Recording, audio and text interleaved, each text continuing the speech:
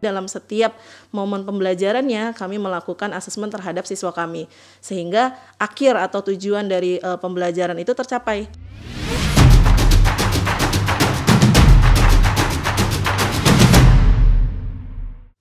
Halo Sobat Belajar, ketemu lagi di podcast Dijen Paudik Dazanikmen bersama saya Fitriasari.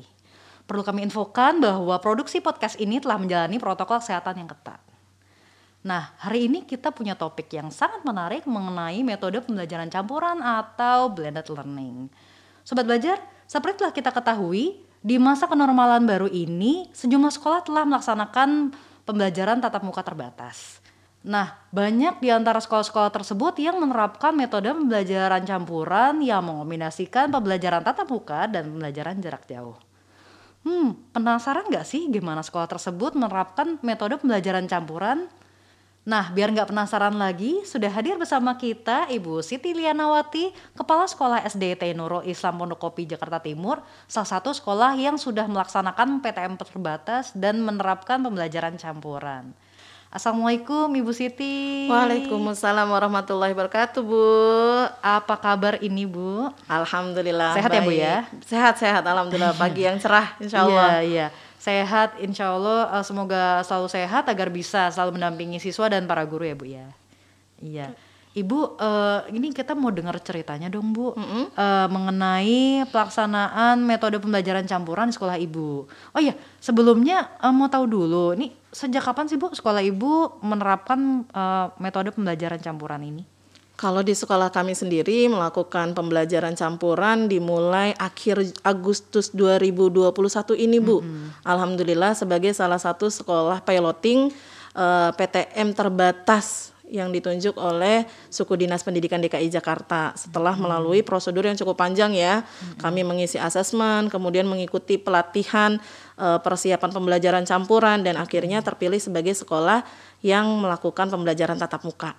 Baik. Nah, metode pembelajaran campuran ini kan harus dipersiapkan dengan sangat matang ya Bu. Nah, pengen tahu dong Bu cerita gimana sih Bu persiapan sekolah untuk pelaksanaan metode pembelajaran campuran ini?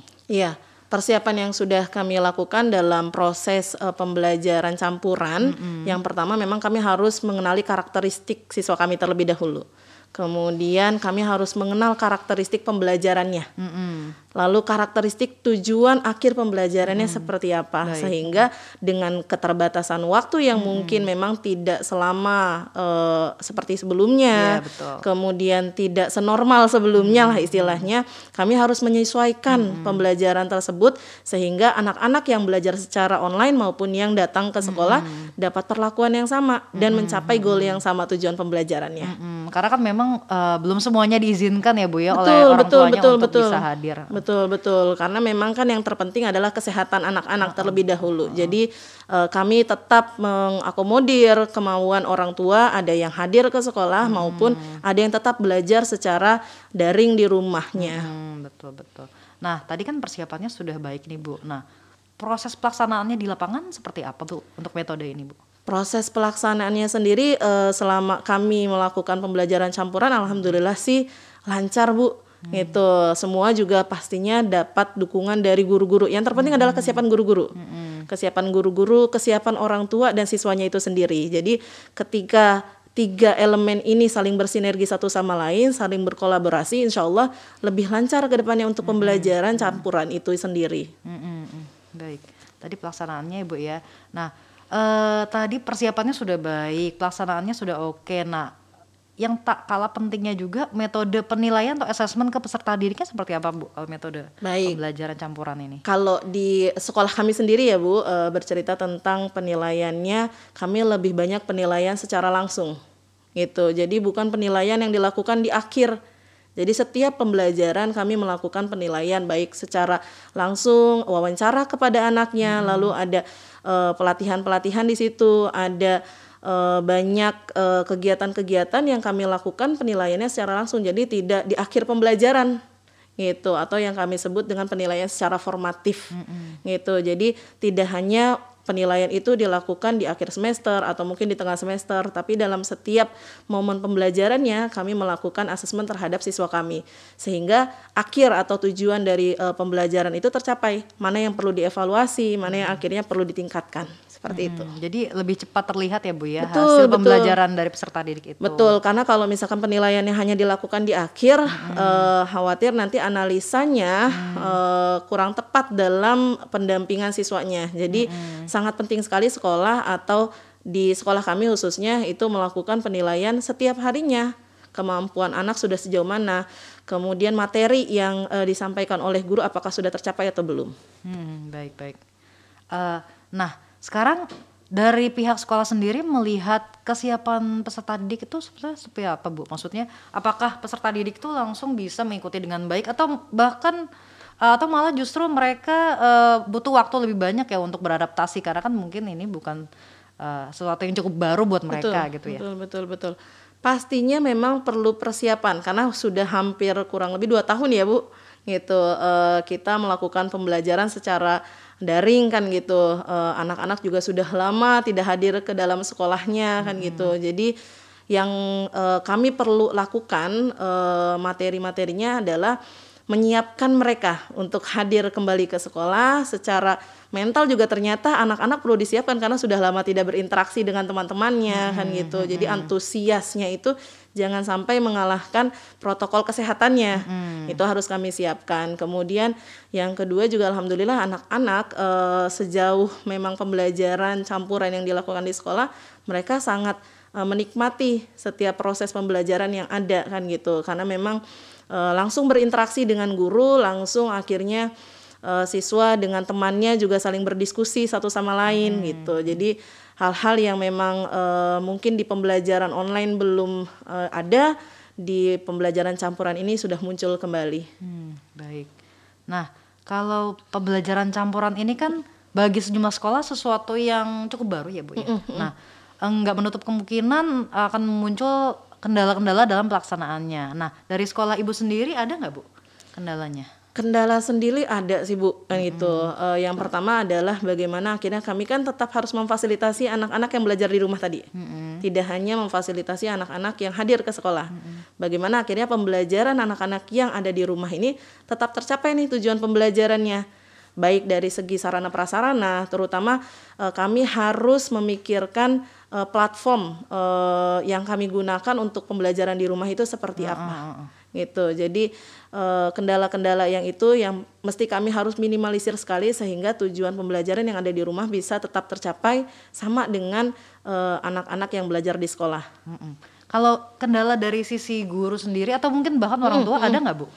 Kalau dari orang tua atau guru lebih pada beradaptasi mungkin ya Bu kan gitu. Jadi karena ini yang baru jadi adaptasi penyesuaian jadwalnya, penyesuaian materi ajarnya itu seperti atau mungkin ada kendala jaringan nggak? Bisa jadi kan gitu, kendala jaringan karena memang tetap melakukan pembelajaran secara online di kelas tiba-tiba mati kan gitu jaringannya kan gitu. Yang di kelas mungkin masih bisa melanjutkan pembelajaran tapi kan yang di rumah terganggu jadinya. Guru juga harus konsentrasinya juga nggak hanya ke sekolah anak-anak yang hadir di kelas ya Bu ya. Betul. Makanya dari itu kalau di sekolah kami tetap ada 2 guru dalam proses pembelajarannya. Jadi ada yang berfokus pada pembelajaran yang di dalam kelas dan ada guru yang berfokus pada pembelajaran online dengan materi yang sama. Sehingga ketika tiba-tiba mati listrik atau mungkin jaringan terganggu, guru yang memantau secara virtual ini tetap bisa mendampingi anak-anak seperti itu. Karena memang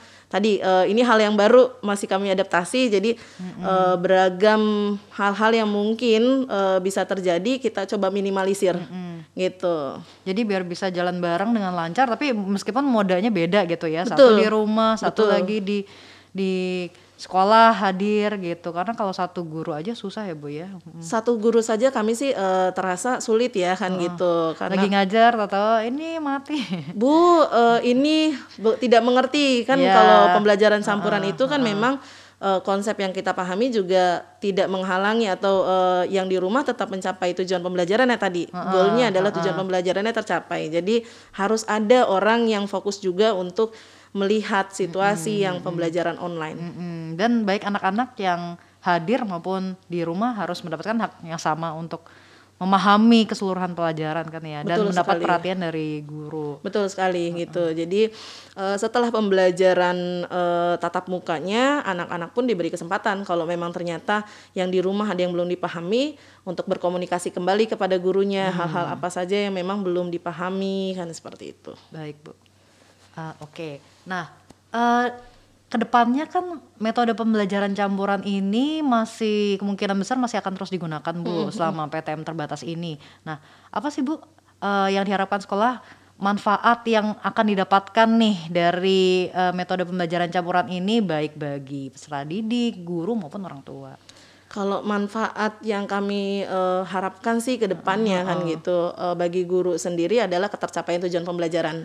Gitu, ketercapaian tujuan pembelajarannya, materinya bisa sampai ke anak didik kami sehingga anak didik kami bisa mendapatkan haknya untuk mendapatkan pembelajaran yang sesuai dengan target kurikulum nasional. Seperti itu. Kemudian bagi anak-anak didik kami, harapannya semoga anak-anak didik kami bisa lebih nyaman dengan pembelajaran campuran. Gitu, karena lagi-lagi ini adaptasi baru, jadi segala sesuatunya harus disesuaikan. Dan bagi orang tua sendiri, harapan kami adalah dukungan terus terhadap semua kebijakan sekolah sehingga bisa bersinergi satu sama lain antara rumah dengan sekolah. Tentunya orang tua mungkin akan lebih bebannya berkurang ya kalau anak-anaknya sudah mulai tatap muka. Jadi Betul. beban untuk mendampingi anak tuh ya sedikit terbagi gitu ya dengan sekolah juga yang awalnya full di orang tua. Stres mungkin. Baik, Sangat bersyukur nih yang orang tua. yang terjadi memang alhamdulillah antusias orang tua ketika ada pembelajaran tatap muka ini sangat luar biasa kan gitu. Itu tanda kerinduan orang tua sepertinya untuk menghadirkan anak-anaknya ke dalam lingkungan sekolah. Dan orang tua sangat support sekali untuk oh ya sudah kita hadirkan anak-anak kita tapi sesuai dengan protokol yang memang sudah ditetapkan oleh pihak sekolah. Baik. Bu, ini kan masih banyak ya Bu, sekolah-sekolah yang belum menerapkan metode pembelajaran campuran, kemungkinan karena mereka juga belum berkesempatan untuk melaksanakan PTM terbatas. Nah, Ibu ada saran nggak Bu, bagi mereka yang sedang mempersiapkan agar bisa sukses nanti nih saat mereka menerapkan metode pembelajaran campuran? Baik, yang perlu disiapkan oleh sekolah yang memang nanti akan melakukan pembelajaran campuran adalah kesiapan sekolah itu sendiri. Tidak hanya dari segi sarana prasarana saja yang memang kan sudah ada ketentuannya dari segi sarpras kesehatannya seperti apa. Yang kedua adalah SOP-SOP-nya. Maka SOP-SOP bagaimana ketika anak hadir, ketika anak-anak berada di dalam lingkungan sekolah, ketika anak-anak kepulangan itu seperti apa. Terus yang ketiga adalah manajemen waktunya. Ketika mengatur jadwal pembelajaran yang PTM dengan yang akhirnya daring seperti apa. Gitu. Okay. Jadi nggak hanya fasilitas tapi dari segi peserta didik kesiapannya juga harus dipastikan ya. Betul. Orang tua mungkin juga ya kesiapannya bagaimana. Iya, jadi sebelum kami melakukan pembelajaran campuran pun kami lakukan pertama kali adalah koordinasi dengan pihak guru. Seluruh guru harus dipahamkan bahwasanya kita akan melakukan pembelajaran campuran. Yang kedua yang kami harus koordinasikan adalah orang tua. Gitu. Jadi kami kumpulkan orang tua bahwasanya nanti konsep atau metode pembelajarannya seperti apa ketika pembelajaran campuran. Baru kita sosialisasikan ke siswa ketika mereka hadir di dalam sekolah. Jadi mematangkan dulu di dalam ya baru. Betul. Oke, ya. Lalu yang terakhir nih Bu nih. Ini kan sebetulnya keputusan untuk membuka sekolah, memulai PTM terbatas ini kan sebetulnya yang paling utama juga keputusan pihak sekolah. Nah ini gimana perasaan sekolah saat ini kita udah siap belum ya? Menentukan akhirnya kita siap gitu untuk melakukan PTM, menerapkan pembelajaran campuran ini. Ini pertimbangannya apa sih Bu? Pertimbangannya memang kami melihat adanya gap ya ketika pembelajaran secara online ya kan gitu. Banyak hal-hal yang akhirnya kita belum mendapatkan ketika memang dihadirkan anak-anaknya ke sekolah gitu. Tapi tadi bukan hanya keinginan saja nih yang menggebu-gebu, tapi bagaimana kita juga harus siap. Jangan sampai nanti anak-anak hadir ke sekolah tapi tidak terfasilitasi sama saja seperti pembelajaran sebelumnya. Jadi memang guru-guru sekolah harus membuat skenario yang cukup matang ketika memang menyatakan dirinya siap untuk melakukan pembelajaran campuran. Dan gimana gap-gap yang waktu itu ada saat pure jarak jauh itu bisa diminimalisir, diperbaiki ya. diperbaiki, betul Bu, Saat gitu. di tatap muka ini ya, Bu, Betul, ya. betul. Karena kan kalau pembelajaran secara daring memang tadi gangguan sinyal paling utama lah kan gitu. Ketika anak sedang mendiskusikan sebuah materi, tiba-tiba putus sinyal entah di guru entah di siswa. Nah, ketika pembelajaran campuran berarti kan sudah ada nih poin yang dikurangi sinyal ini kan gitu. Yang di sekolah bisa mendapatkan materi yang sama, begitupun yang di rumah biasanya kita hadirkan video juga gitu. Jadi bisa mengikuti pembelajaran walaupun memang tidak hadir ke sekolah. Baik.